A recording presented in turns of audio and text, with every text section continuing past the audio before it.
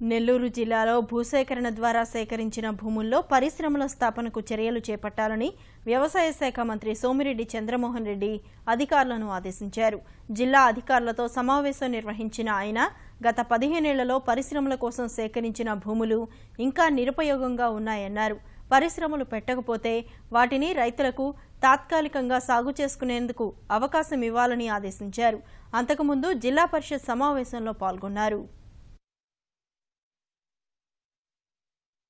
నేను అడిగేది ఏంటి, ఇప్పుడు కృష్ణపట్నం 2500 ఎకరాలు అయిపోయింది, 8 ఏళ్ళు, అక్కడ 25 ఏళ్ళు సాగు చేసుకుంటారు. ఆ పాత రైతులు సాగు చేసుకుంటారు. నేను 100 ఎకరాలు ఒక ఇండస్ట్రీ తెచ్చారు, కట్టుమంది పోతారు. 200 ఎకరాలు పరిశ్రమ వచ్చింది, మొదలు పెడతా ఉన్నారు, చేయండి, మొదలు పెట్టండి, రైతులు పక్కకు పోతారు. అంతేగాని 25 ఏళ్ళు, 7 ఏళ్ళు, 10 ఏళ్ళు తీసుకొని 1000 ఎకరాలు ఖాళీ పెట్టే హక్కు ఎవరికి లేదు. అవసరం లేకుండా కొత్తగా 100 ఎకరాలు తీసి అక్కడ పెట్టేస్తాం అనేది నాకైతే వ్యక్తిగత ఇష్టం.